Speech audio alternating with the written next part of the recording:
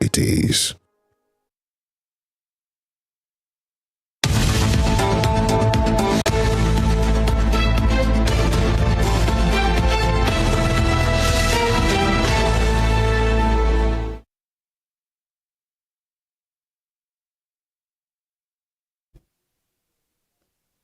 Hello, good morning, and thank you for starting your day with us again on Morning Spring on Western Spring Television, where we bring it to you as it is. Femi Olanikwekun is my name. Thank you so much for waking up with us today.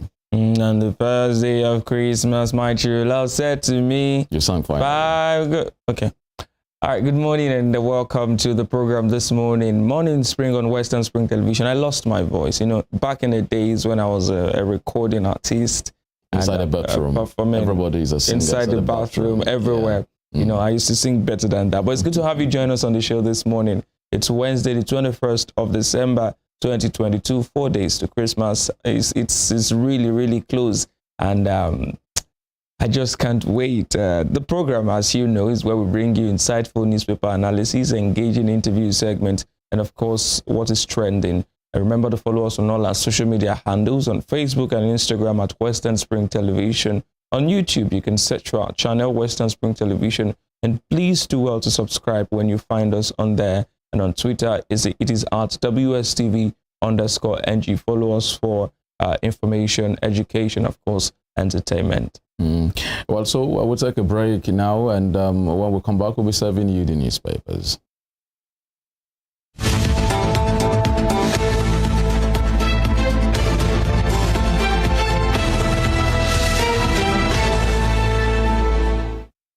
All right, so let's start with the Punch newspaper this morning. Cash limits reps order CBN to stay action. Banks adamant. That's the banner headline of the Punch newspaper this morning. Lawmakers insist Emefiele must appear Thursday or send the deputy.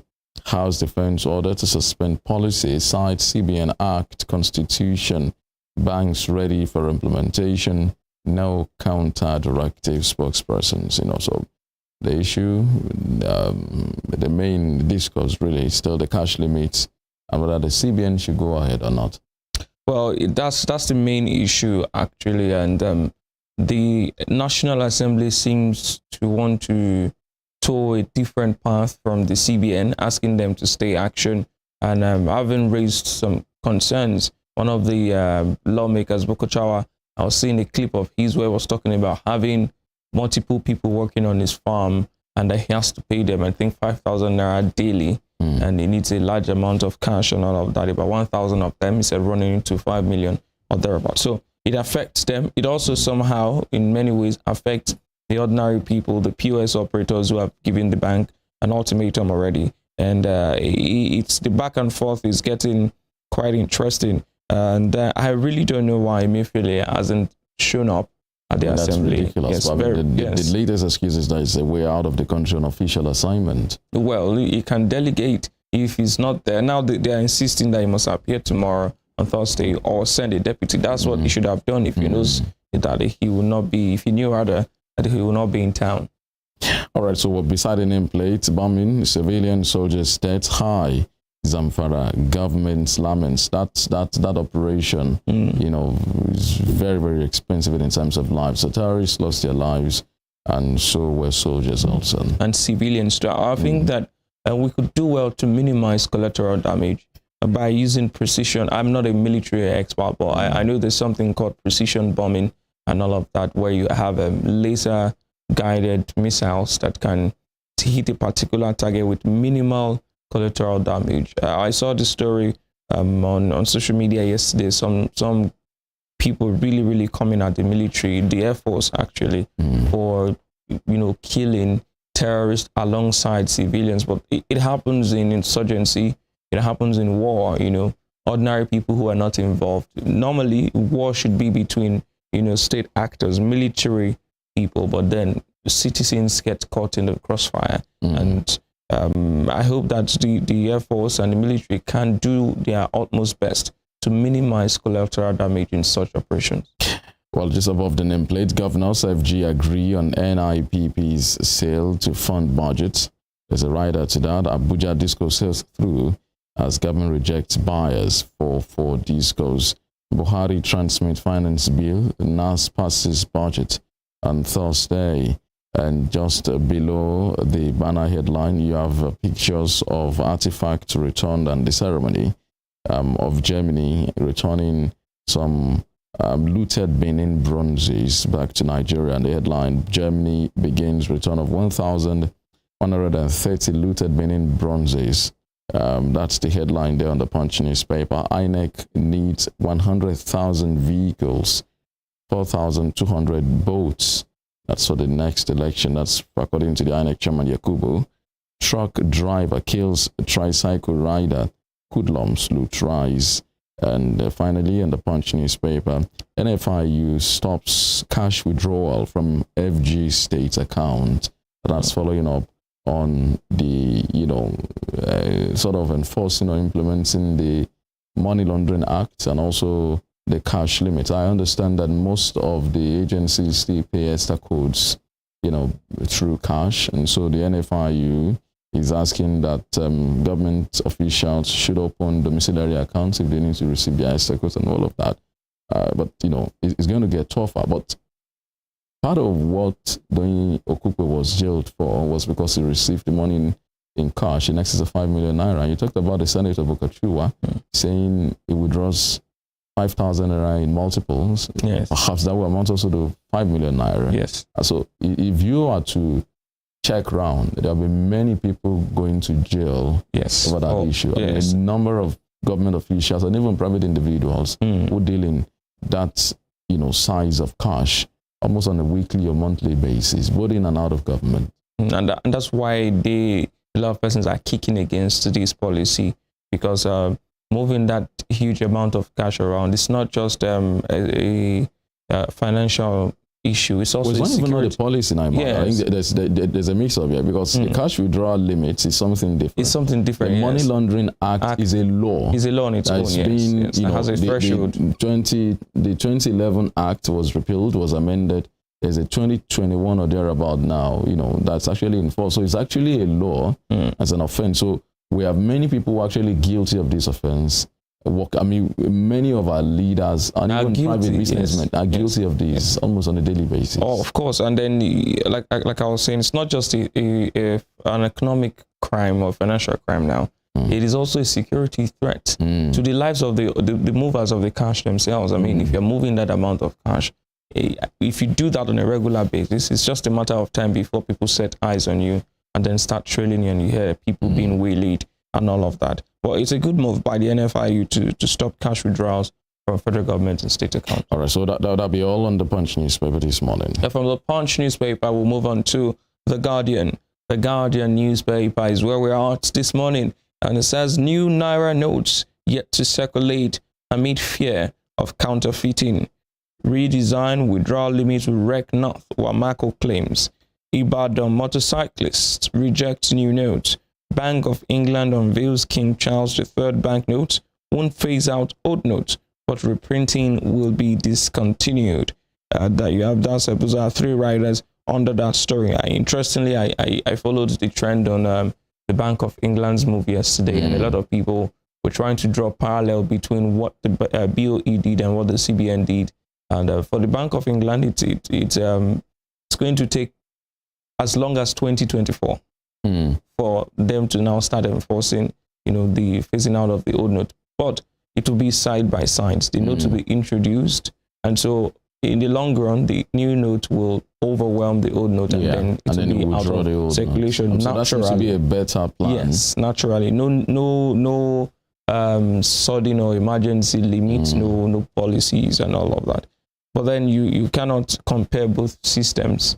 You cannot compare both systems. And I'm sure that the CBN has reasons for its policy, and it remains to be seen if they will revisit that policy amidst the outcry and all the invitations there. And Ibadan motorcyclists rejecting the new note. It happened on the very first day the new note came out in Lagos. I think we had report of downfall drivers and other commercial motor operators rejecting the notes. I wonder why. Yes, because of counterfeiting fears. Yes, but the CBN has released a graphic of the security features. So the question is, how many people are learned enough to take to study, time. even for the learning. Yes, to go through to understudy the security features of the note. So we hope that all of these issues are addressed. Above the banner headline, below the nameplate, federal government to stop excess cash withdrawal from public accounts, says NFIU. That's on page 3 of The Guardian.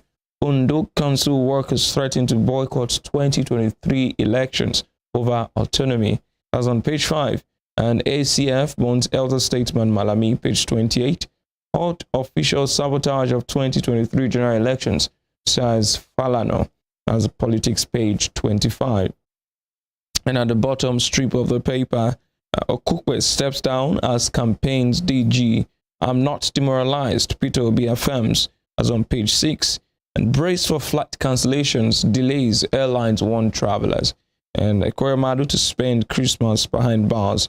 And you can see pictures of Nigerians on the queue to collect permanent voter cards at the FCT INEC headquarters as the nationwide distribution of PVCs continues in Abuja. That's going to lapse on the 22nd of January 2023. So do well to get your PVC if you must participate in next year's election. Well, there's something we should point out. I mean, it's rare in the Nigerian climate, yes, of officials or, office holders, whether in public or private, stepping down because of an indictment. And so Donye Okukwe, as messy as the situation is, should be commended, for stepping down, because it still has an option of appealing at the Court of Appeal and going to the Supreme Court. I mean, so the average Nigerian, what we've seen over time is people will say, I'm not guilty, so I'm going to hold on to that post.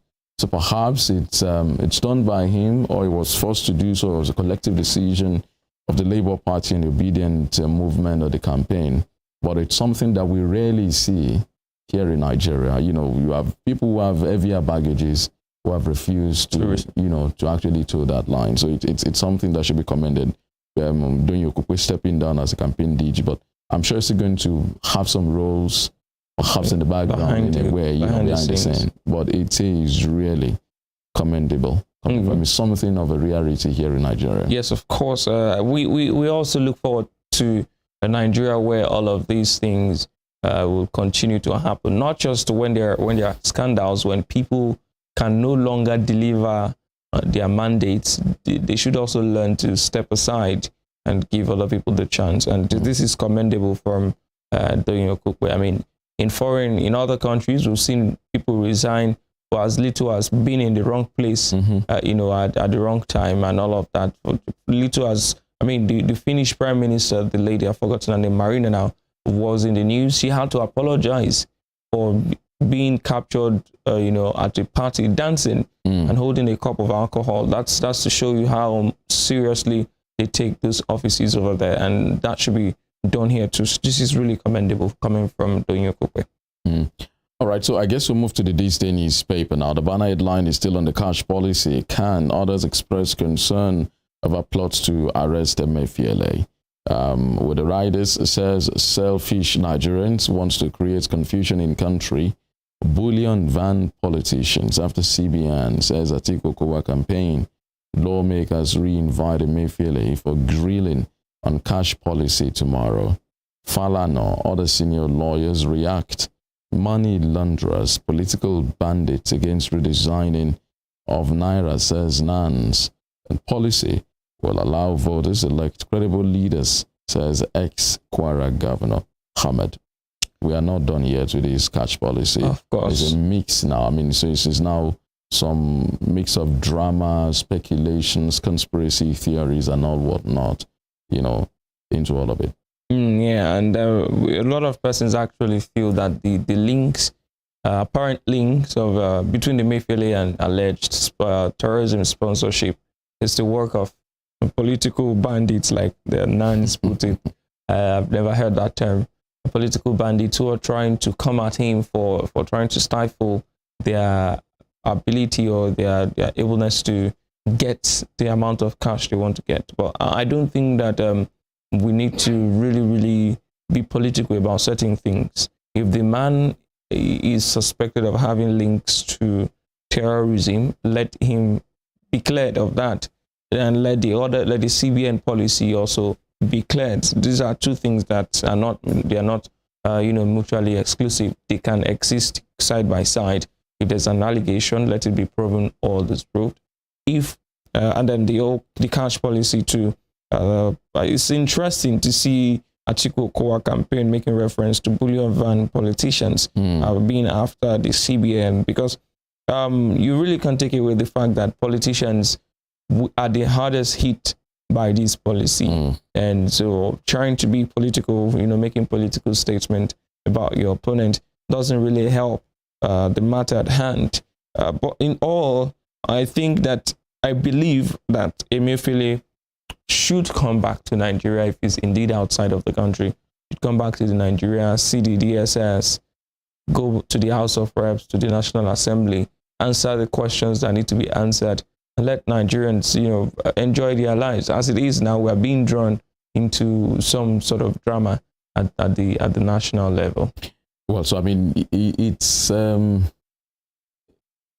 complicated. If you check the reason given by Justice John Soho, the Chief Judge of the Federal High Court in Abuja, for not granting the order that the DSS sought before him to arrest Emefiele, he said, there was some secrecy around that operation, and the DSS merely just in that, in the brief before him, merely said Godwin Emefiele, provided no background as to who he is and what. So I think the judge himself just had to add one to two, add one and one together to make chance. Are you talking about, this is a very senior official, holding a sensitive post. And if you wanted to effect this kind of an arrest, there should be some level of approval from the man's boss, and who is also your own boss. And so, since that was not there, he actually even challenged them to go ahead and effect the arrest if they feel so inclined and they feel that they have enough evidence. So you also wonder why the DSS did not, perhaps they were trying to follow due process, yes, but then the processes were not totally followed. Perhaps the judge said they could have taken him into confidence and let him know justify why I should allow you to arrest this person. They were also trying to follow the legal route and perhaps looking for someone to hang it on. But I think that's what the DSS has also, after the CSOs were protesting, and some of the civil society guys are easy to procure, especially in Abuja now. So all manner of groups protesting from DSS also had to say, will not be blackmailed. So it's going to be a long drama. So wait to see the DSS's next move here. But if it's about terrorism financing, then it should be taken seriously. And there is too much drama surrounding the CBN governor. Perhaps in Nigeria's history, this is the most dramatic tenure of a CBN governor. Yes. I do not believe that is right. I feel that the CBN governor should walk behind the scene, not. Yes. I think he is also the most popular, most well-known CBN governor. So it's not wrong to be well-known, but yes, then but perhaps for the right. It should be famous and not infamous. Yes. Yes. Okay, so that just above that banner headline, Buhari Gbajabiamila meet over rising election violence, dispute over cash policy. Speaker says 2023 budget will be passed tomorrow. That's on Thursday. And just below the nameplate, Obaseki signs 321.4 billion naira 2023 appropriation bill into law. And above the nameplate, FG, full restoration of crude oil production underway. And just above that, Buhari, FG generated $547 million from 5G spectrum auction, hails ICT sector for driving nation's economic growth. Okay. That's quite commendable. Yes. Commendable. Seeing the ICT sector driving the nation's economic growth, a lot of tech bros and tech CCs. But this is coming from the auction of the 5G spectrum. Nigeria is also joining the rest of the world in moving on from 3 and 4G to 5G. And I am particularly interested in seeing how it's going to be managed, because there are still some areas in the country where 4G has not got into yet. But generating money from the auction itself is a commendable one. A lot of quite a number of service providers tendered bids for the 5G spectrum, and those who got it, I'm sure they got it fair and square. And we hope that this huge amount is deployed back into the economy, back into that sector, to ensure that it is sustainable. So the final story on the Disney newspaper is at the bottom strip will be aged presidential candidates should retire from politics. So you wonder who's got that message? Yes, well, that seems to be a direct salvo at some of his, co-contestant or co-candidate from another political party. But I agree that it does have a point. Although mental alertness is not really a function of age, but physical alertness to the body gets to a point where it just can't can, as they say in local parlance, it can no longer can. And so these people need to rest, play the role of elder statesmen, just give advice, let the younger, because if you and then when I was growing up, I used to know about councillors and chairmen and all of that, but even those positions are peopled by middle-aged and above people. So where does where do the young people come in? How are they groomed in politics? In the House of Assembly here in Osun, the youngest member, there are two of them are about 38 or thereabout. So you have a lot of 25, 26, 27-year-old people out there who will be interested in those positions, but they can't, because they can't compete favorably financially with those older people. And at the same time, there's a certain kind of youthfulness, this exuberance, this positive that can be channeled positively, that comes from having youth participate in politics. So we look forward to a time where the older people would rest and let the young people take over. All right, so that'll be all from the DC newspaper. We'll move on quickly to the Nation newspaper this morning. The Nation newspaper, the banner headline is a political one. Tinubu unveils funding plan for infrastructure revolution. It's possible, that's number of quotes now, it's possible to build in difficult times. North's Christian Forum endorses Tinubu Shetima. Cross River APC crisis resolved. That's they see the picture there of presidential candidate of the APC, Asiwaju Bola Ahmed Tinubu, in Calabar. And as his promise, that was a promise he made, some of the things he said at that rally. Above that story, below the nameplates, JAM fixes April 29th for next year's UTME, and $242.4 million Japanese loan for Lagos, Ogun State.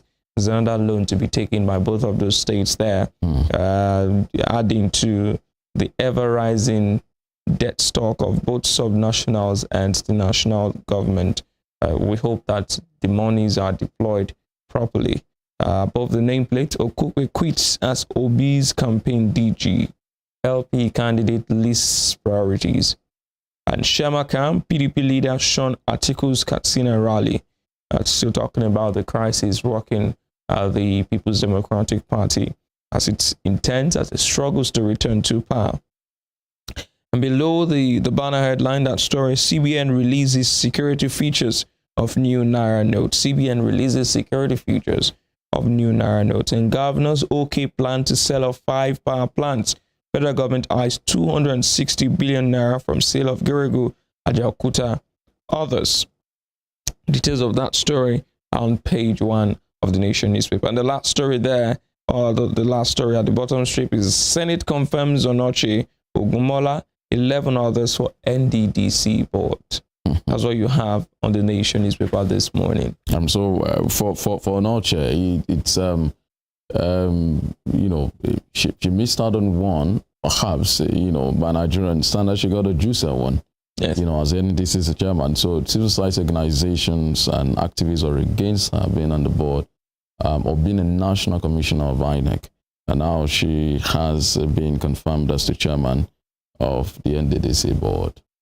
I guess that's a better one for her. Yes, it is a better one for her. It's also a better one for the country. Anyway. Yes, because it is. Such a partisan person should not be in INEC. Anyway. So it was wrong for her to have been nominated in the first place.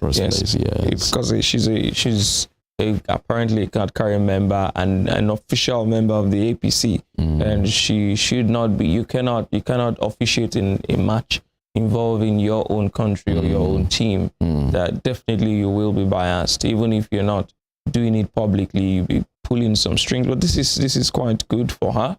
I hope that she lives up to billing.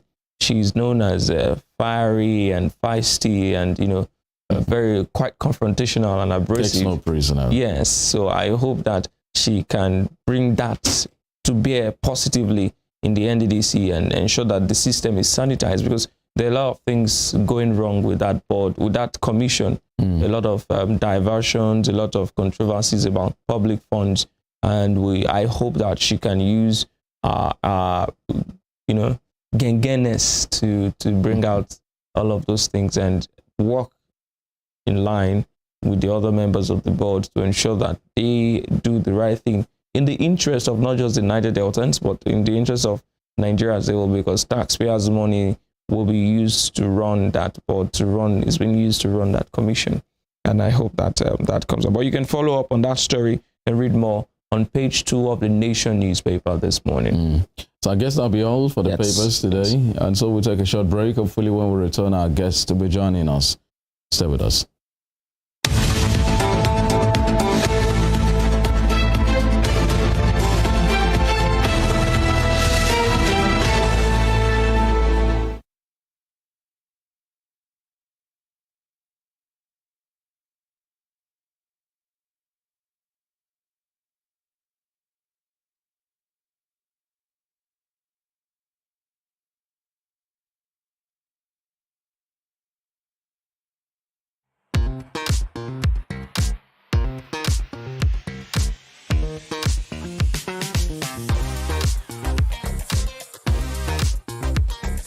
Turn it up! It's the Wild Wild West, and Western Spring Television is pulling out all the stops to make sure that you don't miss out on every of the fun and happenings around you. Yup, we've got you covered because your girl got all the juiciest tidbits and entertainment news from around the world.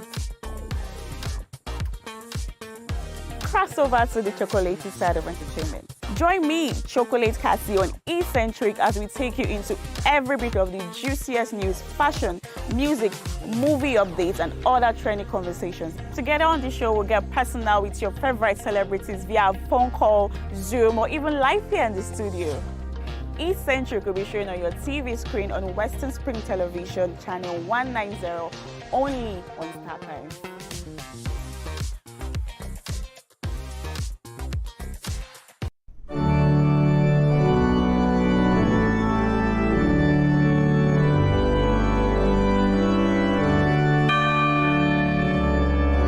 Here are 5 amazing fun facts I bet you never knew about Christianity.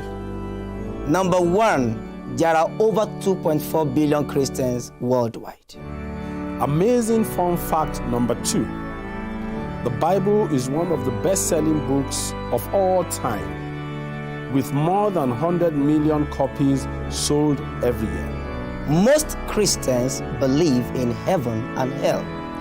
The Bible is the most translated book in the world, with more than 3,000 languages. Amazing fun fact number 5. Most Christians throw science out of the window without realizing that most scientists are Christians. Hello, I am Pastor Steve Akinwumi. And I am Dr. Adeoye Oyewole. Join us as we highlight and discuss day-to-day issues pertaining to the day-to-day living of every Christian. Issues in Christendom shows every Sunday on Western Spring Television, channel 190, only on StarTimes.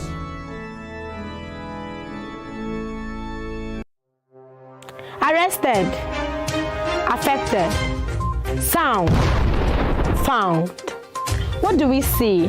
What do we say? Flowing from a spring. A fact A to Z. Check and confirm. Ever expounding current events. Traveling down from the business gist to the globally arising happenings, to the sports news, to the bittersweet infos.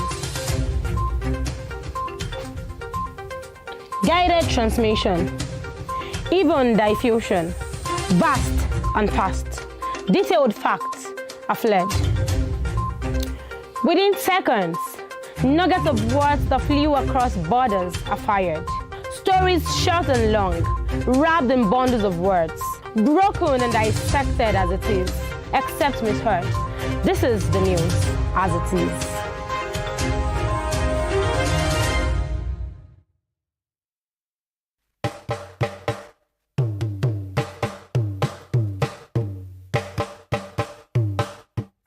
Èdè Yorùbá jẹ́ ọ̀kan lára àwọn èdè tí wọ́n ń sọ ní agbègbè Niger Congo.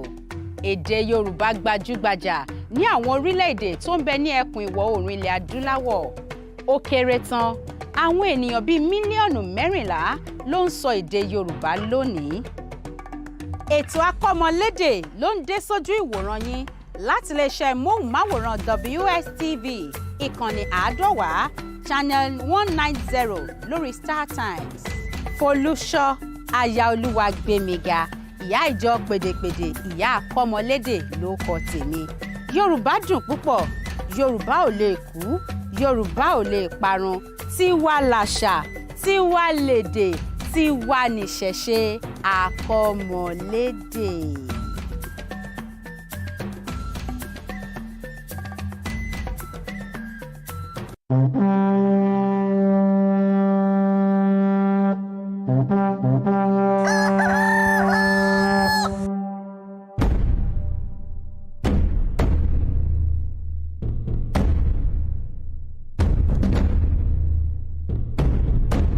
Atótó arére. Kò ṣeé má gbọ́ ìròyìn.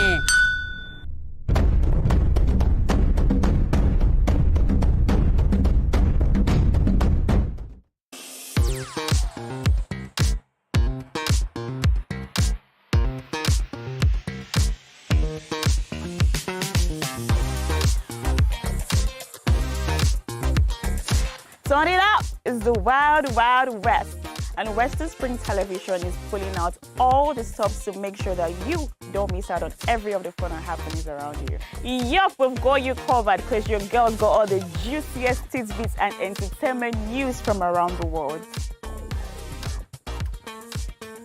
Cross over to the chocolatey side of entertainment. Join me, Chocolate Cassie, on Eccentric as we take you into every bit of the juiciest news, fashion, music, movie updates, and other trending conversations. Together on the show, we'll get personal with your favorite celebrities via phone call, Zoom, or even live here in the studio.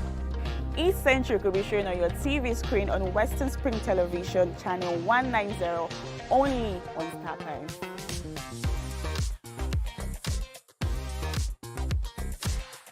Evelyn.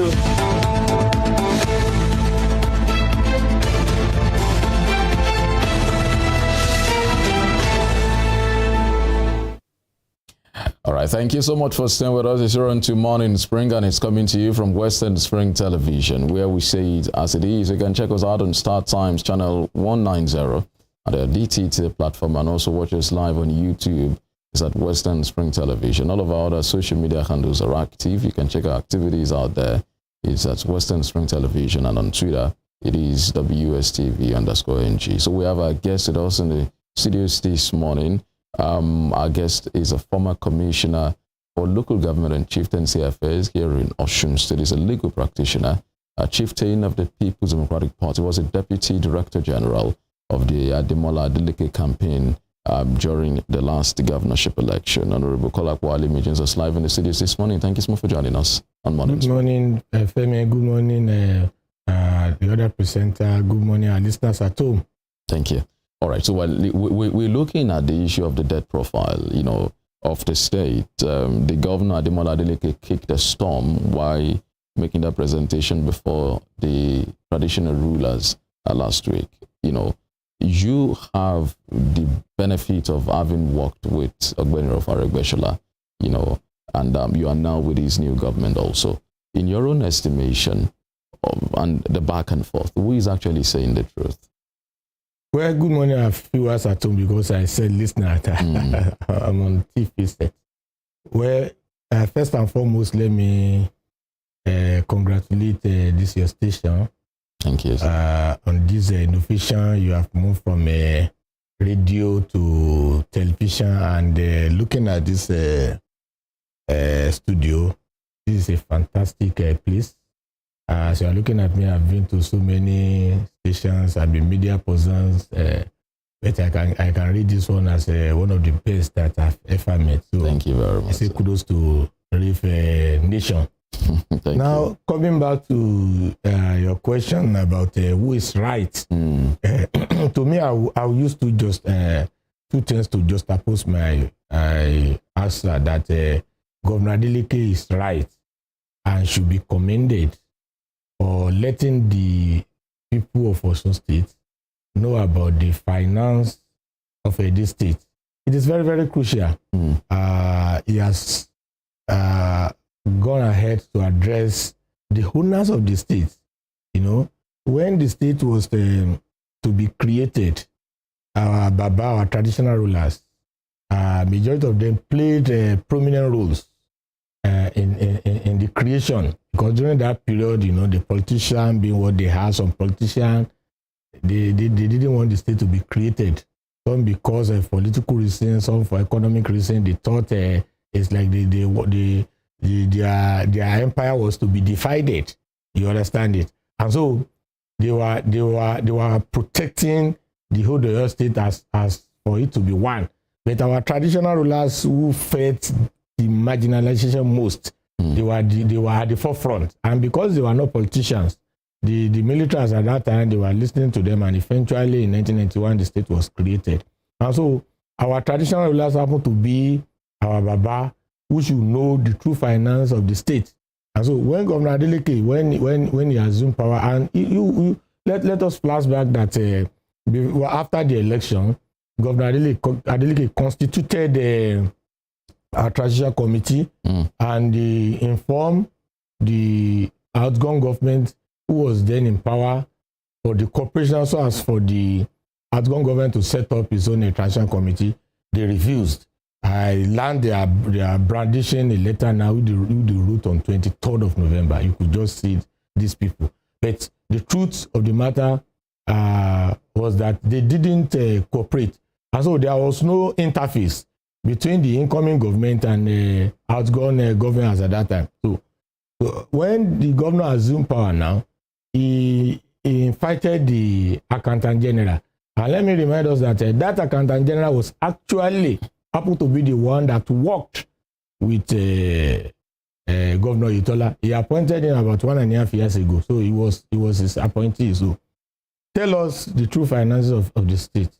What Governor Adeleke rolled out was what Accountant General of the state gave to him.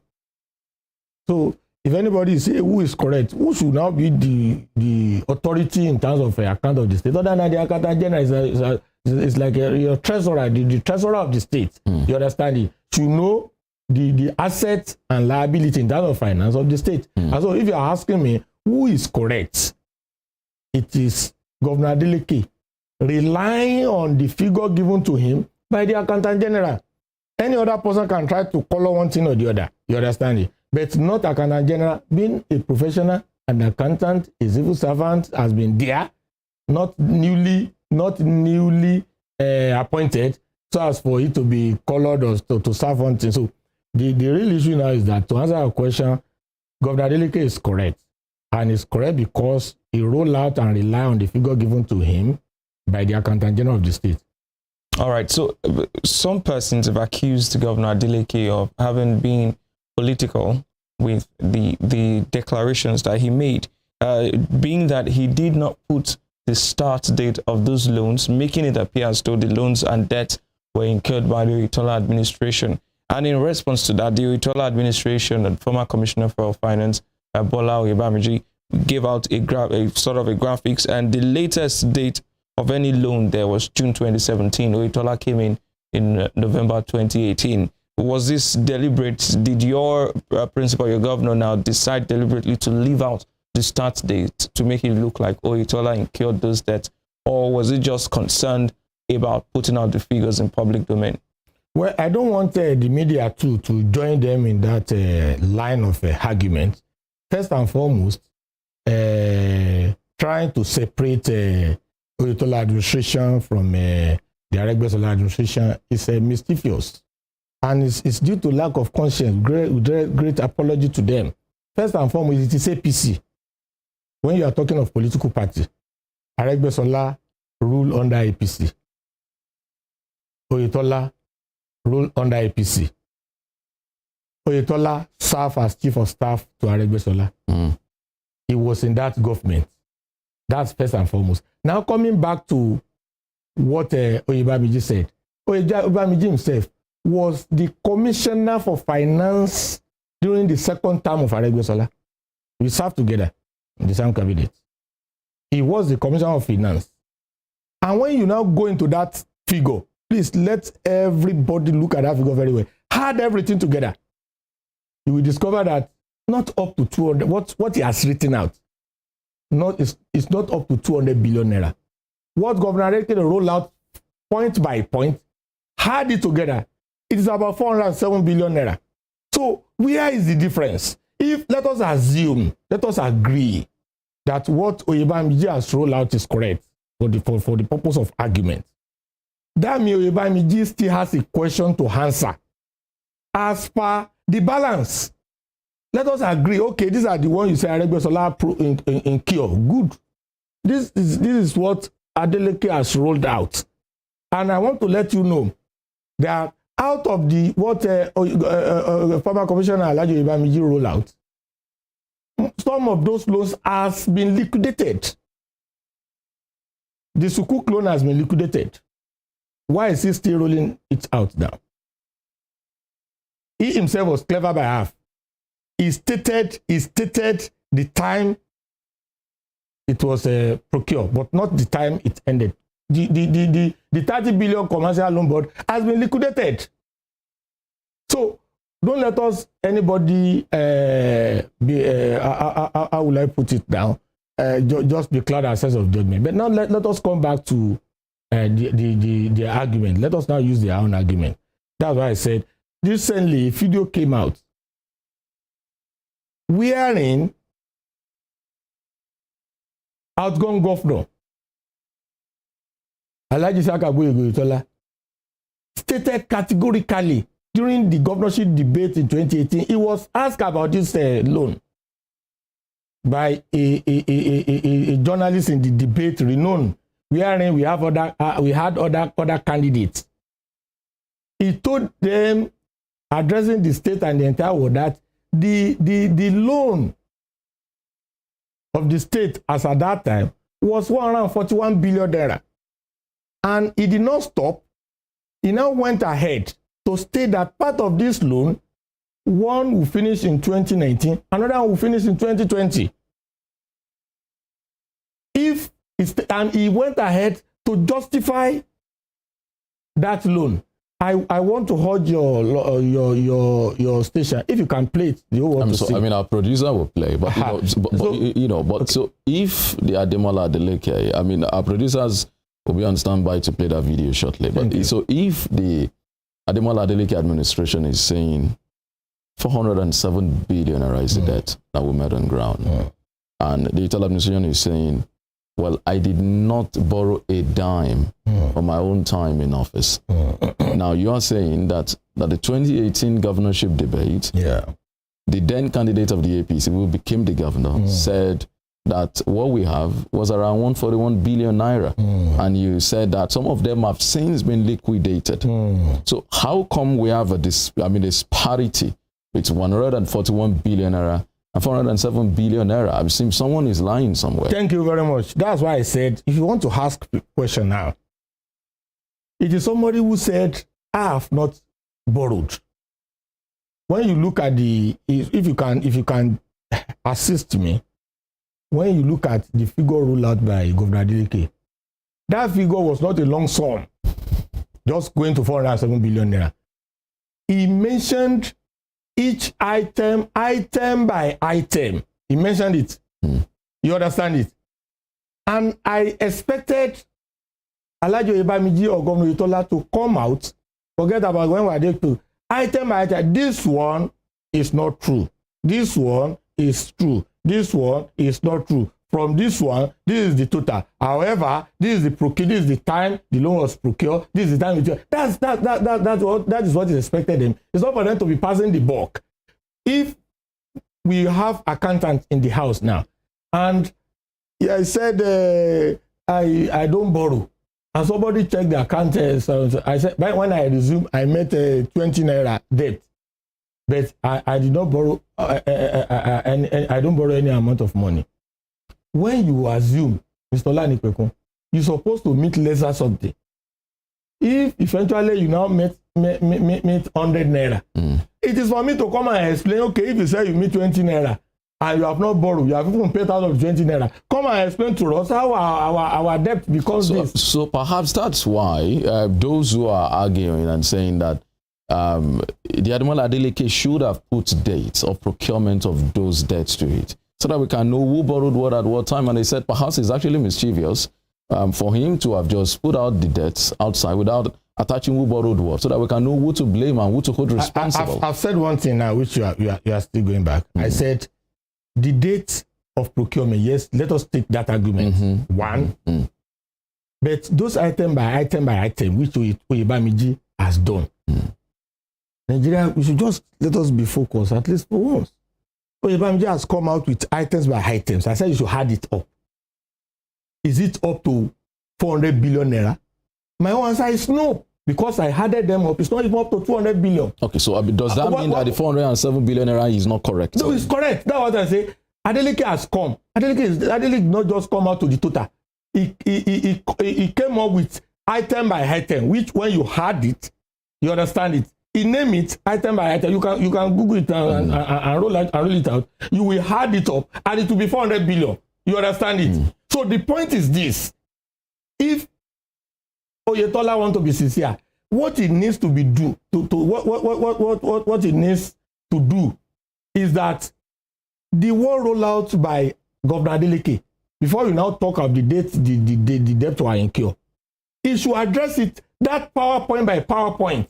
This number one, which you said is a debt, or which you said so. No, this one, we don't know where you get this figure. This figure, we don't know where you get this figure. Or this figure is correct. This figure, it is when you, first and foremost, we now have, it's like reconciliation. You now agree on the figure. Then you can now talk about, yes, having agreed on the figure. This is the figure we know the state is owing, the total. Then having agreed on the figure, what Oyetola has not done, it has not told us the total amount the state is owing, notwithstanding it's just grandstanding with greater respect to him. This is the total amount we did, the debt of the state. We are disagree with you on the total. Okay? Now coming back to it, all these things that you say we are the one who procured them, these are the dates. The administration of Oyetola did not borrow any something, but they have tactically admitted that yes, because there is one, they are very recent. That is 18 billion naira. They didn't tell anybody. The bridge loan. It's not because it is for bridge or thereabout. It is to bridge the finance of the state, support from the federal government. The federal government will never dash you any money. Not at all. It is a loan. It is just like this money for the salary, which bailout. When the money was to be given to the state, everybody was excited. 25 billion naira to the state, 9 billion naira to the local government, making about 34 point something billion naira. The governor came out as at that time, gentlemen, this money is not free. It is not. In fact, throughout the country, it was Aregbesola alone. Therefore, let the whole world know that this money the federal government is giving to us now, it is a loan that we are going to pay back. So don't see it as a free money. Some people thought whenever federal government just say, no, federal government don't give free money. You have your money. All of you have attended FAC. The federation account has given the federal government its own share. The state has got its own share. Local has got its own share. On no account will federal government give you any money. If there is issue that you are given a certain amount of money, you are going to pay back. They might now spread it. That bailout, when you check Governor Adeleke line of something, you will see it there. and the amount it remains. Okay, so, you know. So the point I'm making, yes. in essence, that now let us now listen to what Governor Oyetola said. Unless Governor Oyetola will now come back and address this state that he lied to the state. You know, so I mean, that the debt portfolio of the state. Yes, between what you said, Governor Oyetola said at that debate, and what Governor Adeleke is now saying, and the fact that Governor Oyetola also said he paid 97 billion naira before he left. So it makes it even, you know, murkier. But let's take a listen to what Governor Oyetola said in 2018. You know, at that governorship debate hosted by Channels Television, with the other candidates also are present. This clip is actually from Channels Television. Let's take a listen to it. Or the premise of which is getting figures from. What I know is that our debt portfolio is about, right now is about 141 billion. That you're here to pay? Is it your local debt payment that you're talking about, or your foreign loans that you're paying back? The bond and the commercial loan. The sukuk, the bond? The sukuk, the bond. And the sukuk. And the Islamic loan that you took also? The bond is going to be exiting by 2020. The vanilla is 2019. It's a 7 year. So, in any case, what is important is what is the basis, what is the application of these funds? If you now see the infrastructure renewal, where we have gotten the money from? Again, if you look at the volatility of exchange rate, if we do not start those projects at the time we did not borrow at the time we did. Thank God, Alhaji Akinbade confirmed the fact that he had to borrow to even build his own hotel. There's no country in the world that will not borrow to do infrastructure. But the question they're asking is whether or not you have the capacity to sustain the repayment. The debt to GDP ratio on the average is about 40%. Ours is still less than 6%. All right, so if you don't have sustainability of our debt, no bank will have borrowed us money. Banks are not charity organizations. We met the requirements for loan, and that was what we were given. Okay, Senator.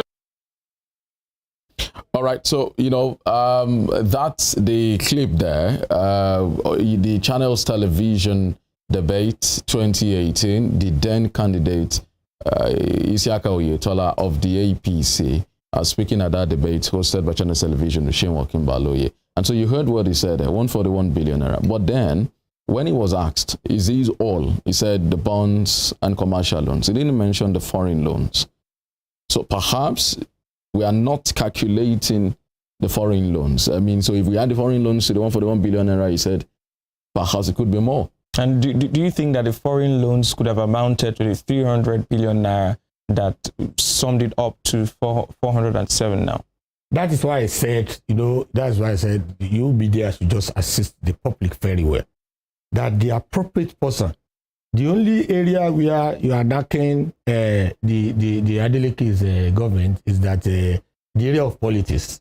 Because Oyetola administration is trying to be clever by half. You have not stated the date. What Adeleke is saying is that I took over from you. This is the debt profile of this state.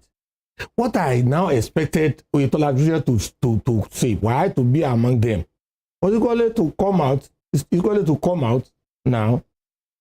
What you have stated, whether what Adeleke has stated is right or wrong, that's the starting point.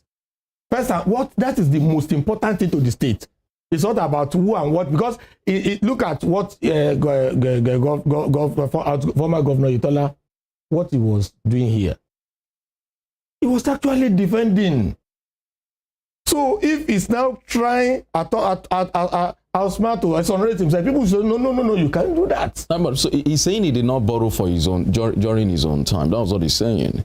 Don't get that. I've gotten your point. I've gotten your point. Yes. I said it should come out if what Adeleke has said is correct or not. If there is a gap, it is there that you now talk about, okay, if he said what the figure ruled out by Adeleke is not correct now, then you now task Governor Adeleke, you say your figure is not correct. You claim to have collect it from accountant general. Then we talk to the accountant general. I said, what should be paramount to the people? It's not who actually obtain what. The issue of my administration has not collected the loan, which is saying, I said that argument has faulted because he has not actually defended the entire point by point. Is that not together. what his own commissioner for finance has done by listing out the loans as at the time, the state of the debt portfolio of the state as at the time they left office? Is that not what they did in that? It's not. So they have left. What I'm saying is that when you look at PowerPoint by PowerPoint, first and foremost, his own commissioner of finance added in their own figure. That's mischievous. With great respect to him. Loan that has been liquidated. Adeleke didn't have which of the loans? Let me read out the loans to you now. State bond, September 2014, 30 billion. That has been liquidated. At 14.75%. That has been liquidated. Sukuk, May 2013, 11.4 billion naira. That has been liquidated. Federal government bond, August 2015, 86.6 billion naira. That might still be on. Salary bailout, September 2015, 25.8 billion. That might still be on. Federal government budget support facility, July 2016, 17.5 billion. That might still be on. Federal government special intervention fund, 2017, interest-free, 4 billion naira. That might still be on. The excess crude account secured term loan, February 2016, 10 billion naira. That might still be on. CBN Development Fund, ECA 2, 5 billion naira at 9% June 2017. That might still be on. Now the way you do that out of that one, and I'm now telling you can put it to them authoritatively. The one that I'm very sure of it, which corresponds to what Governor Oyetola stated in that one. The two he mentioned in that interview which I've watched happened to be 30 billion naira commercial loans has been liquidated in 2020. 11 point something billion naira sukuk loan has been liquidated in 2019. You understand it? Now, former Commissioner Oyebamiji has now put it in that figure. If something has been liquidated, it could not have formed part of the debt of the state again. You understand it? Now, if you now want to do the state, you now go to what Governor Adeleke roll out, the one for the state. PowerPoint by PowerPoint. You will see it's stated when it will end. You will not see the 30 billion commercial loans bond there, and you will not see the sukuk there. But and when you add them together, it's still going to give you 407 billion. When you had the so, even despite the fact that 11 billion naira has been liquidated, 30 billion has been liquidated, add everything together, it's not up to 200 billion naira. So the point is this: the difference.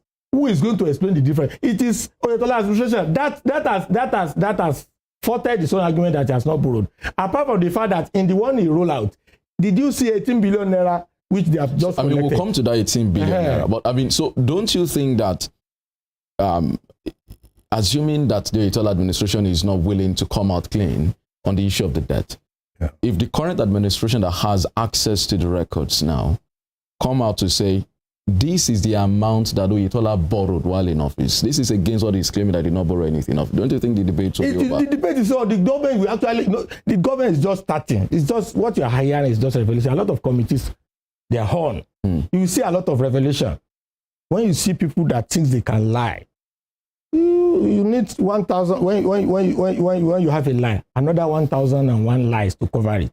All this issue of a borrower, Aregbesola in his own wisdom did not hide the fact that he borrowed. You understand it? Doing something. He will let you know this bond. Bond is not something you take underground. It was published in the paper, the press, everything, the House of Assembly. He addressed the House on it, and so on and so forth. So it is only the government that want to deceive people that will go underground, do something. I will not be able to come out. All these things will be on art. But as it is today, I don't want our people to take hook and sinker the argument of it is also the person that borrowed. That's why I say, Kola Kpalime, I serve under the administration of Aregbesola. My position, forget about this issue of constitution, because they have come up with all sorts of arguments to exonerate Oyetola. The position is not constitutional. It's not this all sort of argument that cannot fly. As at that time, which you could witness, with the people of Osun witness, the position which Kola Kpalime had as commissioner for local, it's just a portfolio in charge of local government. It was not up to, even up to this one, not up to the position of a chief of staff. The chief of staff, that was, you look at the way he addressed that issue, you understand, that was how we expected him to be doing before he now changed here. And if somebody is that kind of a person, will you believe such a person? Now, up to look at it, our new governor now, when he assumed office, immediately he announced SSD and chief of staff. All other persons has not come on board. The same thing Aregbesola did. Aregbesola did not appoint commissioner until August. He was sworn in August 12th. Who are those running? Was it not the governor, the deputy, the SSG, and the chief of staff? And during the second time, your station could be a living witness to it. Many people will come here argue that they did not appoint commissioner, they will go to court, they do things. Aregbesola did not appoint commissioner until 2.5 years. Appointed commissioner in 2017. Who are those at the helms of affair? Was it not the governor, the deputy, the SSG, and the chief of staff? You understand it? So if you have served in an administration and you move from the position of chief of staff to become governor, so if they ask any question, you lack moral right to be distinguishing. Now it is after you have defended the entire something, subtly, you can now say, well, the same our administration, but it was when I was chief of staff that all this loan were obtained. When I was the governor, this was obtained. That's what is called Omaluabi. And not for you to be behaving as if that administration, you have nothing to do with it. Now, apart from that one, the 18 billion naira, which they have admitted. The only issue is that they are claiming it was 3 billion naira for 6 months. I've heard Omikpidan saying that one. Let me say one thing about it. Not just Omikpidan saying it. It was in the document that the accountant general gave to your principal that was published. Thank you. That's what I'm saying. 18 billion naira. Yes. But it was said to have been collected after the election. When you see that point, it's that 18 billion naira. When you check, that's why I say go and check the data of Governor Adeleke. PowerPoint by PowerPoint, you will see that 18 billion naira there. Check the out. Did you see that 18 billion naira there? No. But let us come back to it. They have admitted whether they put it in Oyebamiji's report or not. That 18 billion naira, whether it came once or it came it came in tranches, 3 billion naira for 6 months. Apart from the fact that they did not address the state on it. Somebody has said, I heard it on one radio, with great respect, one of them, that if it were to be a loan, the house will know it. No. Any loan that is going to be given by the federal government directly, they does not require the resolution of the house. Just like the bailout, you don't need the resolution of the house for that one. It is when you want to go on borrowing properly to commercial bank, or you want to go on bond. So we need to clear that one. Okay, so perhaps another thing that will need clarification, because we will also get to hear from the Itola side, shortly. But that 18 billion naira, the contentious issue about it is in the document that was attached to the governor's speech that the accountant general provided to the governor. It was said to be a bridge facility from the federal government and started from December 2021. Yes, so if it's a 3 billion naira every month, it's going to terminate up to be a May or June. But what the governor said was that the loan was taken after the election. So how do we reconcile that? Thank you. That one will be reconciled later. Let me tell you one thing. I still stand to believe what Governor Adeleke said, that what they are rolling out. That's why I said there are a lot of committees. All this thing will be harmonized. You're saying the 18 billion naira was taken after, not before? That is it now. But but the document that the accountant general provided shows that it came before. The one that the governors shared that day. In there, it was listed to have been taken before. That it started from December 2021 at 3 billion. No, that is their own.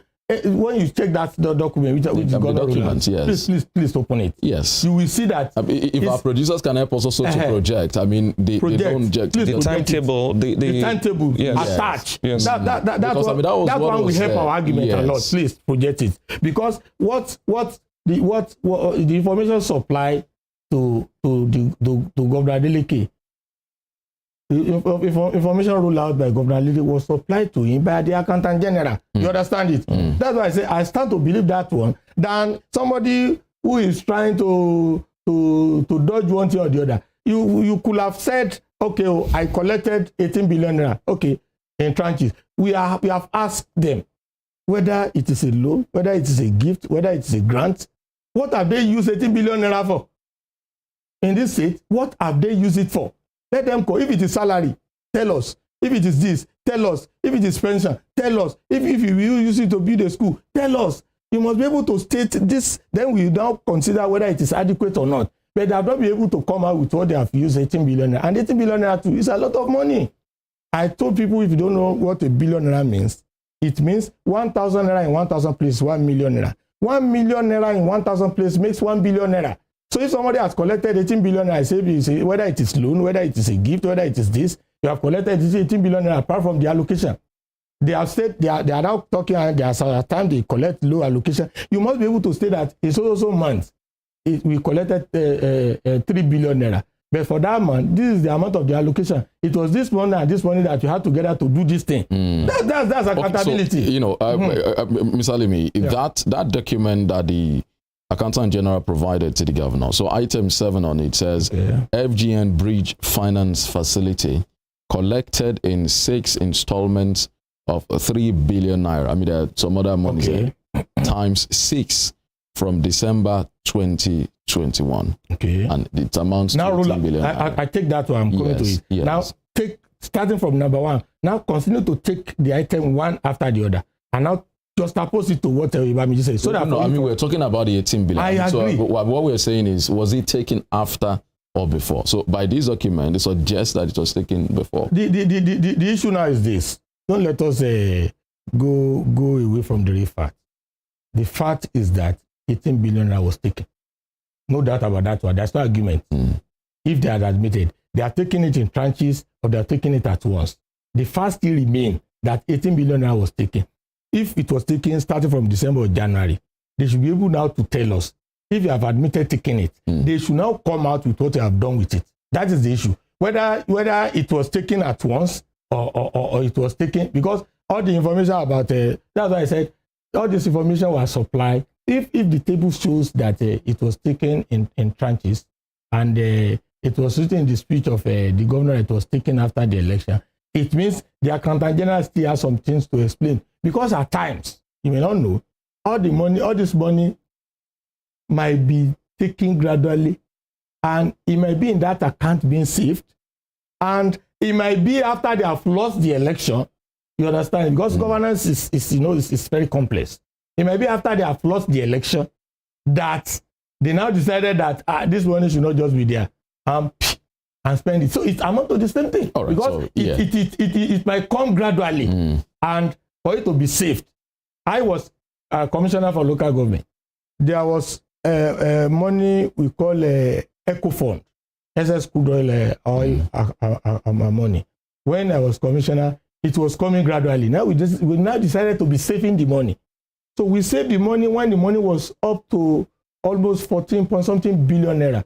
We now decided to do local government rules. We asked the local to bring their BEME and so on and so forth. But when they bring it, it exceeded the amount of the money we needed. You understand it? So we have to go and borrow with it. We added everything together to make it a 21 billion naira, which we needed. But the point is this. When the money was coming gradually, we were saving it. Because at times, if you don't save money gradually, and you need to use the amount of money in government, you won't be able to do anything. So it might be, the point I'm making is this. That's why they need explanation. The money might have been coming gradually. They might be saving it. Now spend after the election. And then thought they will win the election. Having lost the election, they now decided to spend the money. So it still amount to what. Okay, so at this point, let's bring in a chief press secretary to former Governor Adegboyega Oyetola. Mr. Ismail Omigbuna joins us via Zoom this morning. Thank you so much for joining us on Morning Spring, Mr. Ismail Omigbuna. Thank you very much. Good morning, viewers at home. The pleasure is mine. Well, so this issue about the debt portfolio of the state has refused to go away. It appears that there are 2 different accounts, or if you like, even 3. But someone evidently is not saying the total truth. Honorable Alimi here this morning has said even some of the loans that your Commissioner for Finance reeled out, some of them have even been liquidated. So, for instance, the Sukuk loan shouldn't have been mentioned again because it's been liquidated. And the 30 billion naira state bond also has been liquidated. So he's saying that the Oyetola administration is not saying the truth about this loan, and that your administration borrowed money, but you should come out clean. Thank you very much. Let me start this way. Let me say that I appreciate the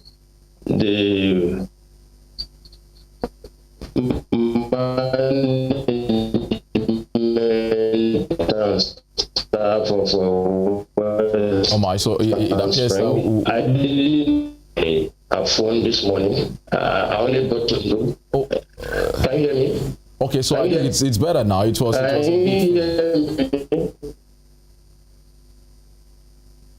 oh my.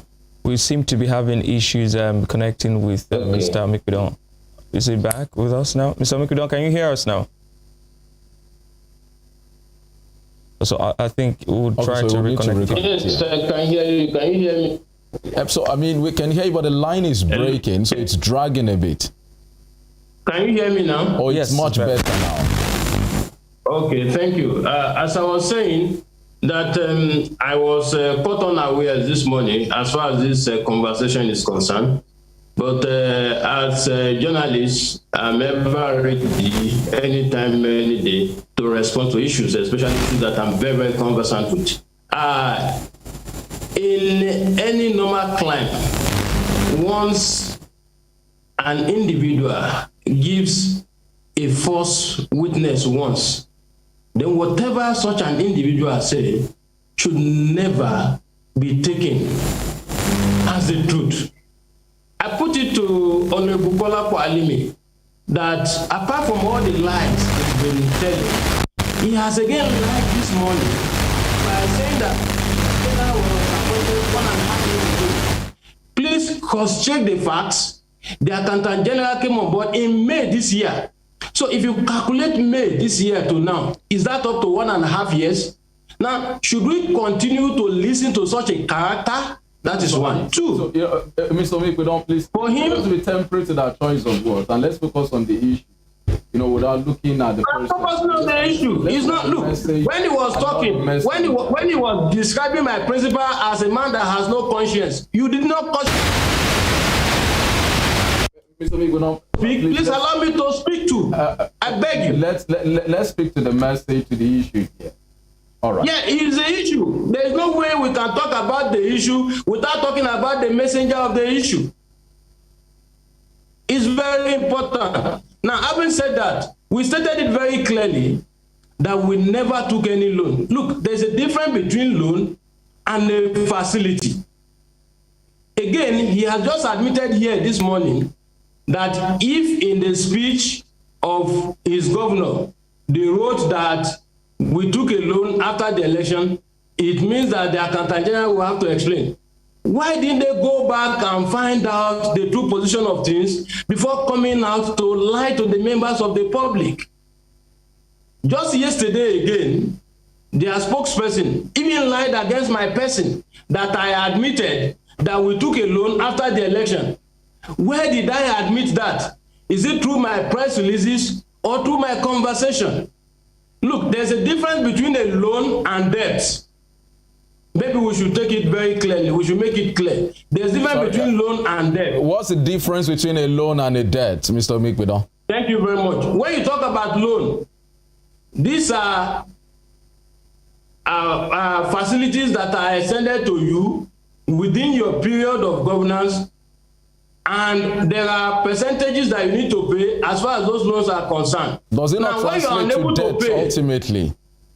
Yes, when you're unable to pay before you leave, it becomes a debt. So the point I'm trying to make is probably the debts that they are talking about may be both debts that were incurred by the Argbeshola's administration and that of late Senator Isiaka Adeleke. Because you cannot talk about debt without taking a holistic look at all those who have ruled the state before Oyetola or before Ademola Adeleke. Now, they made reference to the document from the Accountant General's office. Please, if you have that letter, refer to it. The Accountant General only mentioned figures. He didn't give the type of breakdown that the governor gave in his own speech. And even in the Accountant General's letter, go and read it. Towards the concluding part, he said they should try and harmonize with the debt management office. Go and check that letter. Now, the question I want to ask further is that did the governor or his men bother to harmonize with the debt management office before coming to lie to the members of the public? I repeat, go and check the 18 billion that was taken, 33 billion in 6 tranches. It was stated clearly there that it was to help bridge the burden of the budget facility that was extended to the Aregbesola administration. So was it not a loan? It wasn't a loan. Look, you cannot take a loan without applying for it. Most times when loans are given, they specify the terms of the loan. This one was a support, and it was given to all the 36 states. So you're saying Osun State government will not need to pay? From the debt management office in Abuja. Mr. Mikwedo, you're saying the Osun State government will not need to pay back the 18 billion bridge facility? No, it's not as if it will not pay back. You see, when you have, loan, you cannot take a loan without going through all the necessary process of the House of Assembly. In this case, that wasn't the issue. And so you can't refer to it as a loan. That's the point I'm making. So we are not going to pay it back. As a loan. Meanwhile, in any case, I want to believe that the loan they are making reference to me, appears different from even this facility we are talking about, because they claim that we took a loan after losing the election. And the question to ask is, which bank extended that loan to us? They should tell us. And they should tell us the date that loan was procured. Okay, so pure and simple. I also want you to clarify, Mr. Alimi talked about the fact that some of the loans that were listed in Alhaji Bola Oyebamiji's response to Governor Adeleke's presentation, that some of them have been liquidated, and that it's pure mischief to still list out those loans as if they were still active. Yes, some of those loans, yes. And to add to that, you mentioned that we may have to go back to Senator Isiaka Adeleke's administration. Yes, but from the debt profile issued by Alhaji Oyebamiji, the earliest loan here I can see is May 2013. That's from Sukuk, 11.4 billion naira. Yes, you see, that he has listed that does not mean that there were no debts before Aregbesola's era too. And you see, as journalists, we should take further steps to find out some of these claims. He had to list that because they claim that it was Oyetola who took those loans. He hasn't answered your question, Femi. And so we need to come out to say Oyetola and Aregbesola are of the APC. But when his governor was reeling out what he claimed were the debts, he never said APC government. He said Oyetola. So let us stop playing with words. Okay, so Oyetola was pointedly accused of having procured those loans. And so we needed to come out clearly to say, no, Oyetola never procured those loans. So we need to get this very clear. And please ask Honorable Kolapo Alimi that the loan they took to fix 10 kilometers of roads in all the local governments in the state, has that been liquidated? That loan will be liquidated in 2034 or thereabouts. These are facts. Okay, but the Sukuk loan, has it been liquidated or not? And the state bond, has it been liquidated or not?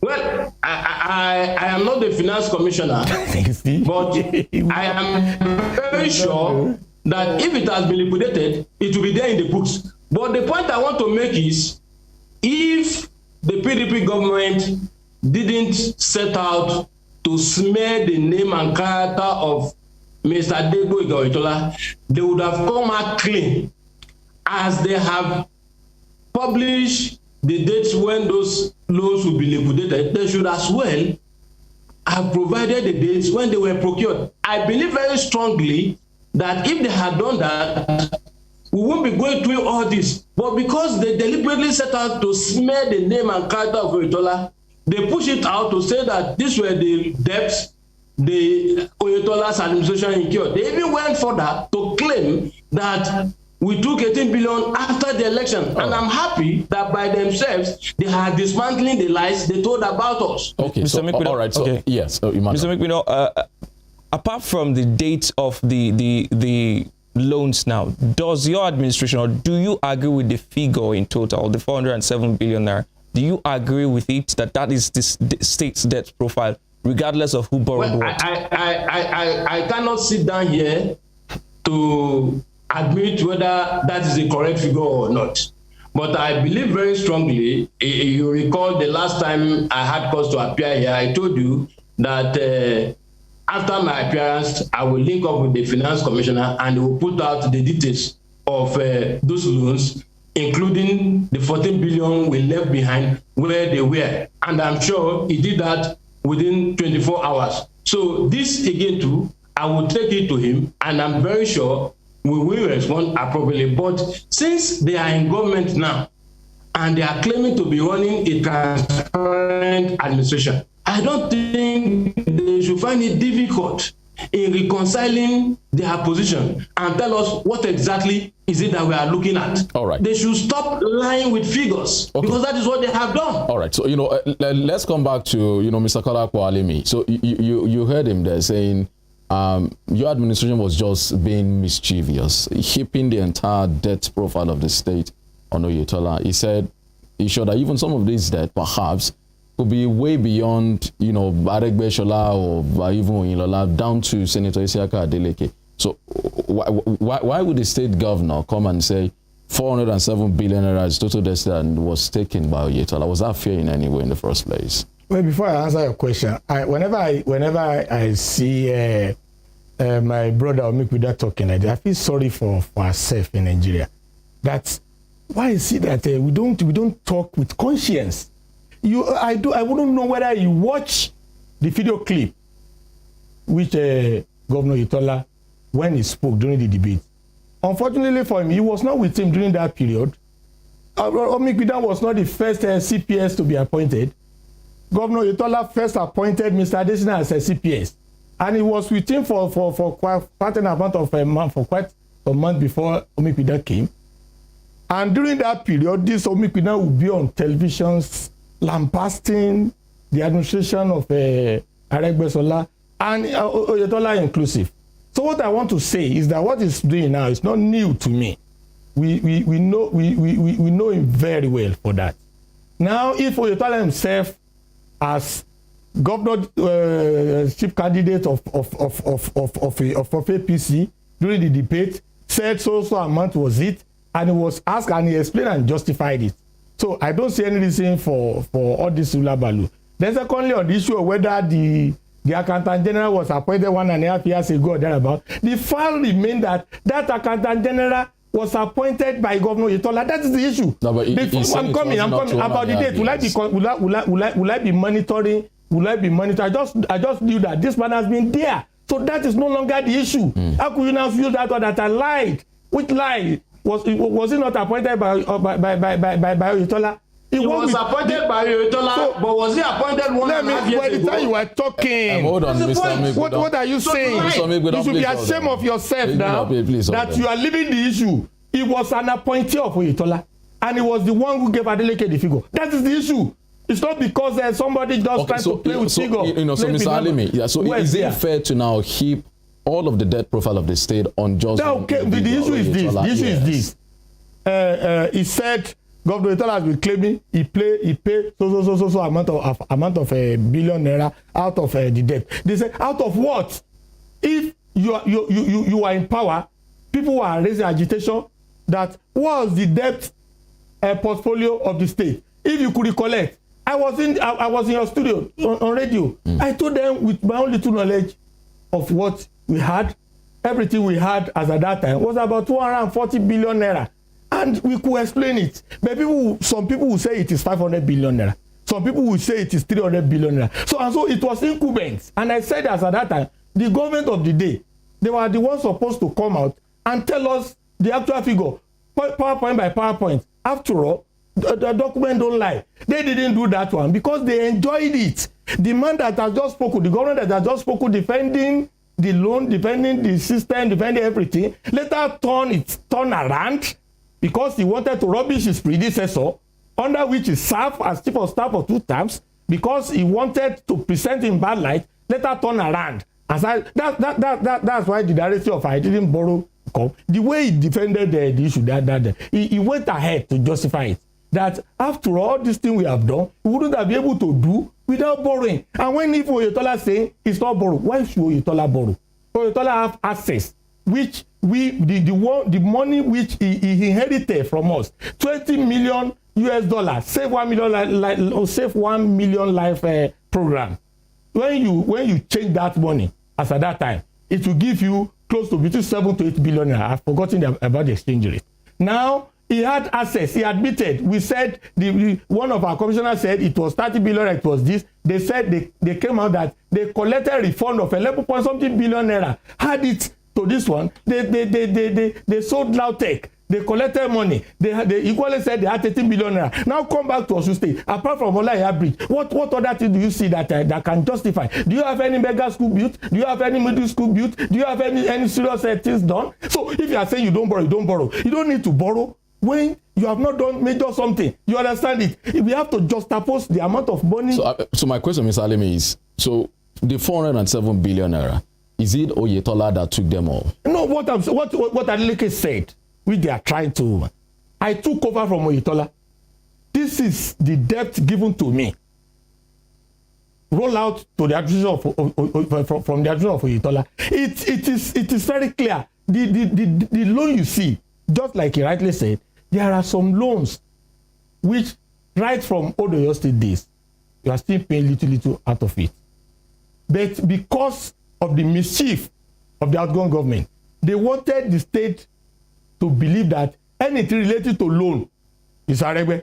You understand it? So you believe that Oyetola took loans during his own 4 years? I said this is saying it. Whether it was 3 billion naira per month, what is saying? You know, he's trying to distinguish. It's like distinguish 6.5 dozen. Debt is debt. Whatever amount you are going to pay back, whether they call it loan, whether they call it facility, unless it is grant. It is only grant that you not pay back. You are going to pay it back. It is your debt. What Adeleke said, Adeleke doesn't talk about loan. He said 407 billion are the debt of the state. The debt exposure. Now, that debt exposure, that 18 billion naira is part of it, which they have not paid a dime. But do you think that it would have been fairer for Governor Adeleke to have, with the access he had to information, to have said that although I'm inheriting this debt from Oyetola's administration, these debts date back to so and so date? Do you think it would have been fairer? Are you not saying it is too late? All this Yoruba will say when somebody is making mouth. No, yes, don't let me use the word Yoruba. Let me use English. It's making mouth like this. More revelation will come. This one will be permanently short son. Will come out with revelations of atrocities they have committed. You have facts about we will come out of it. We'll come out with of the Oyetola administration. Of Oyetola administration. That Omipidan is even making out this it will be permanently short very soon. Yeah, you sure about that? I'm very sure, and I'm saying it authoritatively. Because when I told you now, Omipidan was never part and parcel of those people who work for Oyetola. But he has come. Does he affect his I need to let him know. Does he affect his responsibility to speak for his principle? Let me tell you one thing. Since the time I was in APC, we were in channels one day. And I told you, I challenged him. All this thing you are talking about was not of your turf. We were talking politics about the congresses and so on and so forth. It will come to the forefront to just talk. No, the CPS has its own role. You understand it? We have had CPS in this state. We have never had the one that is so recalcitrant like a. Look at the word he used against me. Mr. Alimi, the so one just like we caution as a Omipida in this state. Let's focus on the issues and the message, for Governor Itola. We have gentlemen as CPS. He was attacking my personality that I was lying because the date. So, I mean, are you saying he's not qualified to speak for his principal? I mean, so this directly affects the administration of his principal. So he's speaking in defense of it. Yes. All this thing that he's saying, it is at the top. I said, you're asking a question now. It's at the top of Commission of Finance. You understand it? You say what you do. Say it to that extent. When you come on here like this, don't attack personality. When he was talking initially, I didn't interrupt.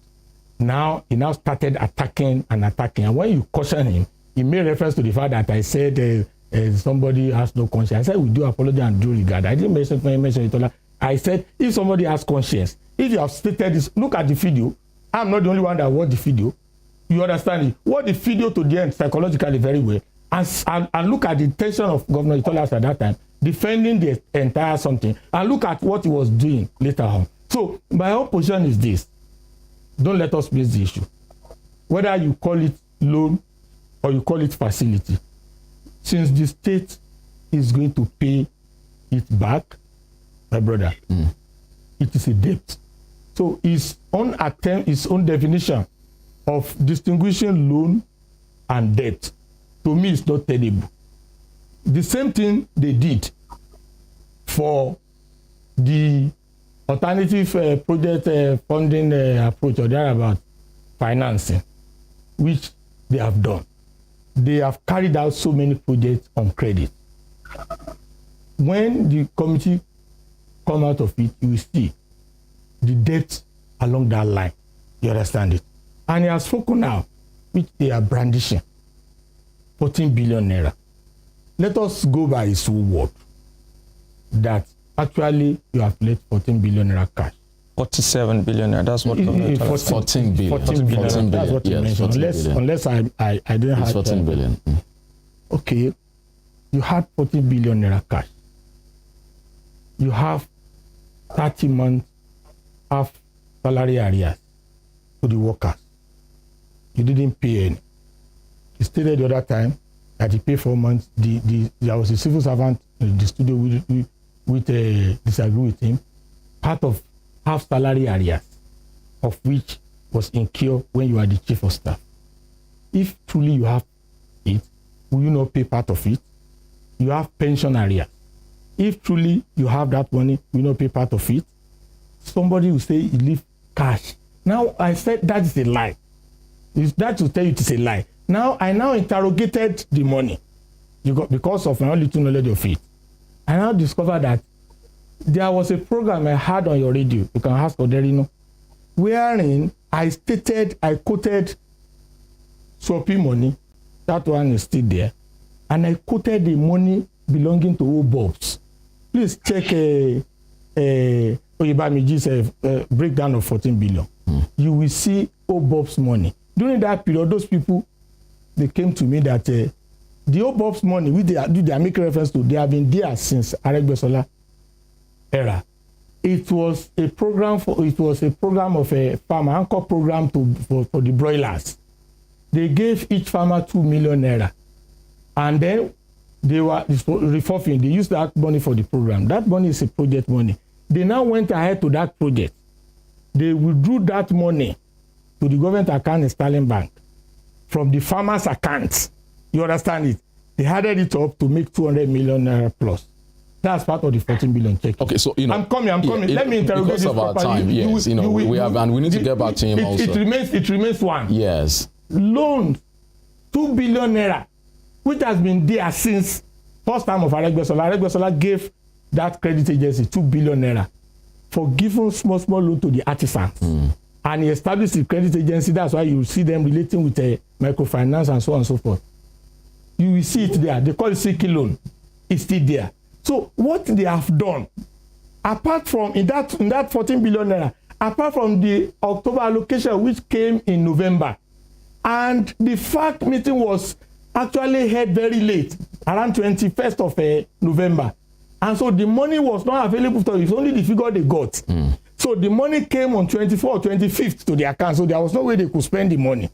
Now, apart from that one, you will discover that all other money, there is ecological fund money there, the balance in that one. All other money are special account money. And some of them, I've told us, I say accountant general. I'm not an accountant. We're able to speak on others. But I can authoritatively speak on those two because I knew about it, that all those money that he's talking about, they could not spend, they could not spend it because the money is not spendable. The money, any money that has been attached to program or project, it is mischief for any government to now come out and say you leave it in cash. And I want to cite an instance like the money is in Lowe's board now. Lowe's board is a body that has a lot of money over the years because they are giving out loans to the workers are paying back, they give out. So if anybody should now go to that account and look at the figure and say he has left a certain amount of money in cash, that means the person is mischievous. Right, so the 14 billion naira they are talking about. It's not as if he has been affiliated. Because they will have spent it.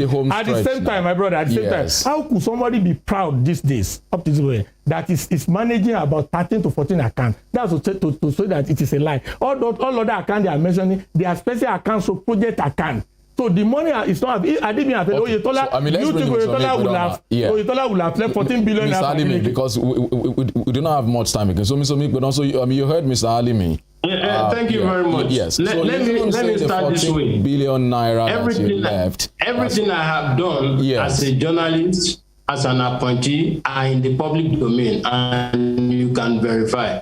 It is not, if I say lie now, you will say I'm attacking his personality. But when you, how else can I describe it? The accountant general issue you are talking about. If I had not come on air to debunk your claim, those who listen to you will begin to quote it that AG was appointed by Oyetola for 1.5 years. That he was appointed by Oyetola, so that's the fact. Excuse me. Forget about Excuse me, I allowed you. Can you allow me to ventilate my own position, please? Please go ahead. Now, and I am saying that Oyetola appointed the AG in May this year. So if you calculate May to November, it's not even up to a year. Yes. So I mean, at most 6 months. All right. So what I expect you to do is to listen to me. You are a lawyer, and you know what it means when you come to the public to say things that are inaccurate, that are not correct. So as a lawyer, next time you should be circumspect. Don't leave the issue on air to relax. Oyetola appointed him. That's the fact. Forget about this. Hold on, Mr. Limi. Like to please let me see. All right. Two. In all my engagements as a journalist on Osun matter, the only time I publicly upbraided Aregbesola was in 2017, after the death of late Senator Isiaka Adeleke. As a man who is not given to injustice, I felt very strongly that Demola Adeleke was not fairly treated as regards the ticket of the Osun West Senatorial District. And everything I wrote, everything I predicted about that election came to pass. And if you check very well, that was the beginning of the decline in fortunes of the APC in Osun State. When APC lost that election 1-9. And so it is not correct for you to come on air again to claim that I, Ismail Omikwidan, was always lambasting Aregbesola and Oyetola. Please bring forth the proof. Let people see them. Then you have also failed to address the issue of the loans your administration took to fix 10 kilometers of roads that I said will be liquidated in 2030 or 2034. Let me address that. Let me land. You see, when you want to come into the public to speak, please be sure of the things you come on air to say, because it is on television, it is on radio. Once you put it out, you have no opportunity to, and the type of person I know you are, you have never ever apologized for reading out wrong figures. And so if that is your a character, then it means you are doing it deliberately. And if you are doing it deliberately, it means that you are lying deliberately. And so I put it to you that most of the things you are saying are not correct. They are untrue. Okay, so, and I don't know how else to describe them other than to cut them lies. Yes, with the benefit now, of hindsight. Talking about the issue of law. Yes, I just wanted to add this to you because we have few minutes to go. I want you to clarify. The 18 billion bridge loan. Okay. The 18 billion bridge loan. Let me explain this further, and you can find out. You know, most of the states were paying back debts that were incurred by their predecessors.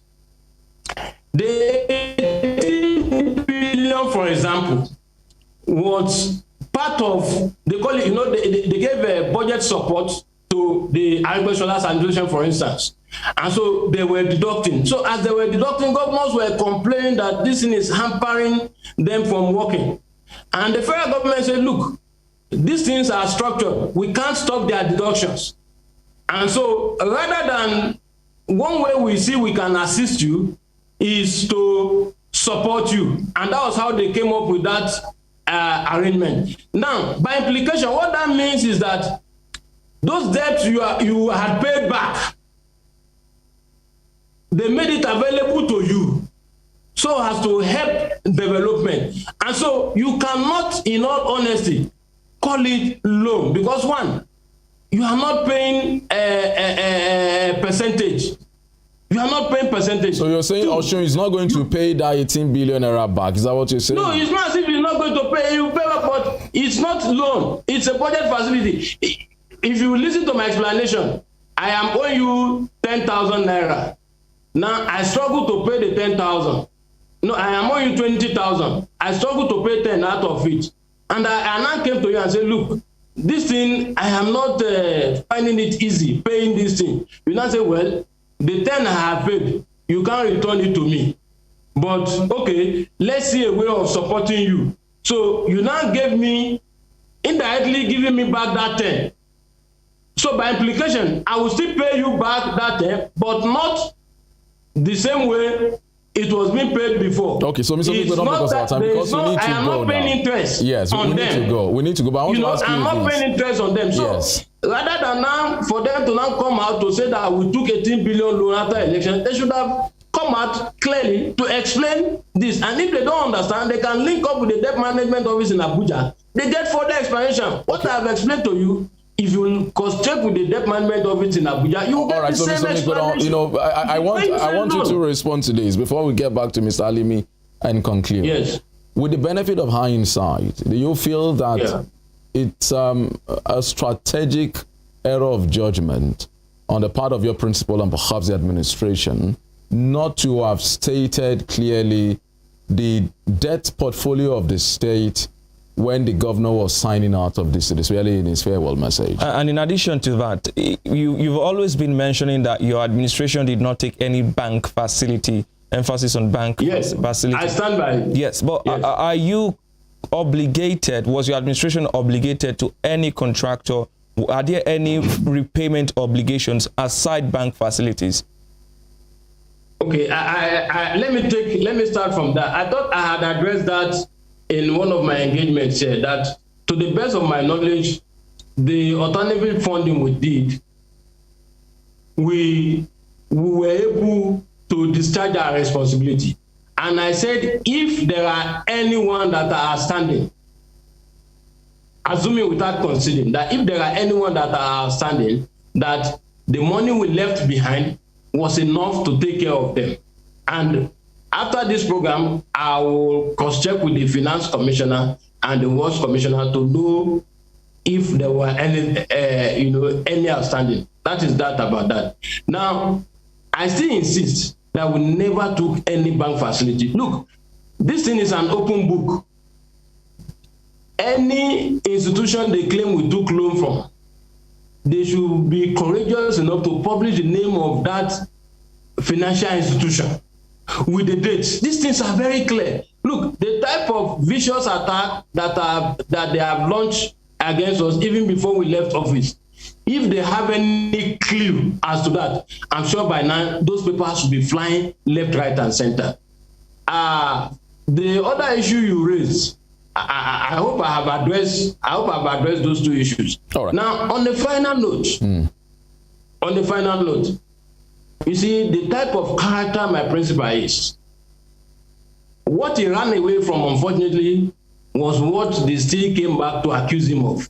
From the one, he never wanted to be seen as undermining the Aregbesol's administration.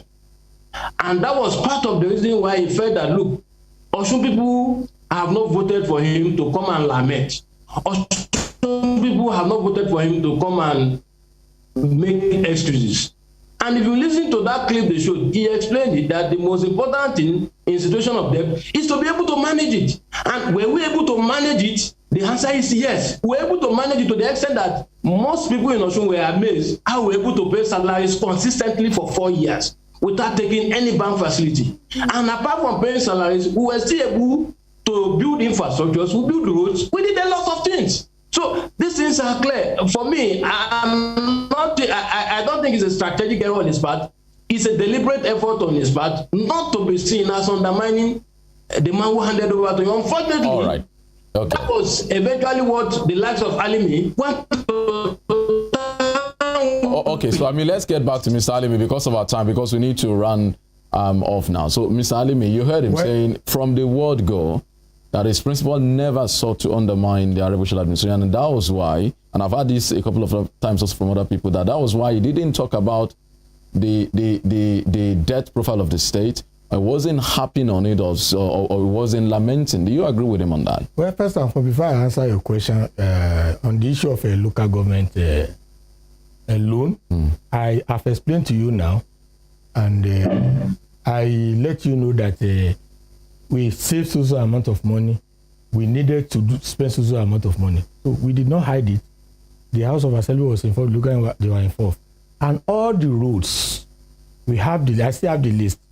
Anybody listening to me now can ask for that of his local government. I will point it out. They are still standing 10 years after. And that will be the first time that local go out to have concrete drainage, stone-based roads across the state. So it is not, and the amount of money that is so small. That's why it spreads. We're talking about just about 7 billion naira loan spreading. You understand it? The money available to Oyetola, it was only Oyetola government so lucky that has slush fund. Governor Ilola never had the opportunity of that one. Aregbesola never had the opportunity of that one. 11.something billion which have admitted. If they had gone to borrow it, would they have not paid back? Came based on all this loan you are talking about, invested in certain things.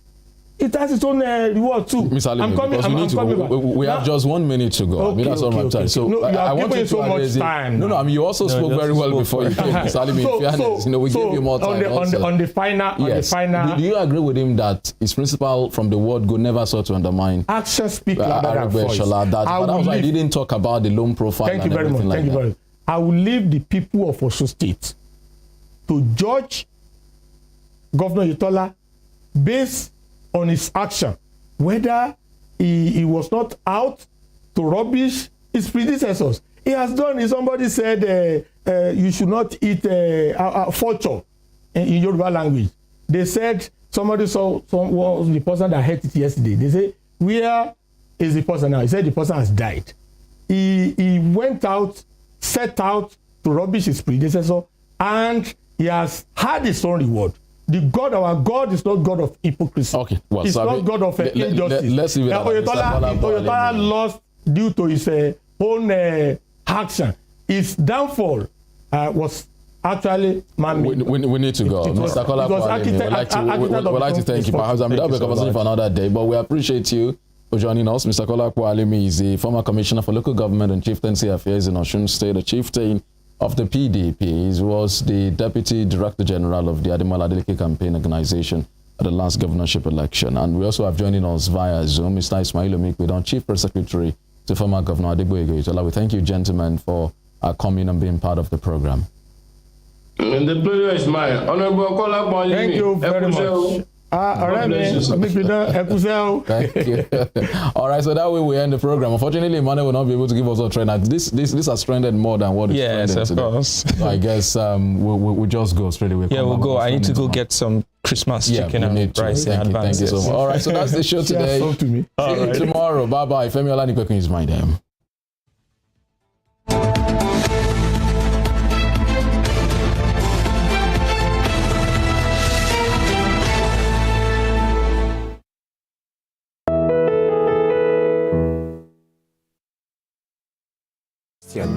When one asks you, how are you? And you said, you're saying, I'm alive.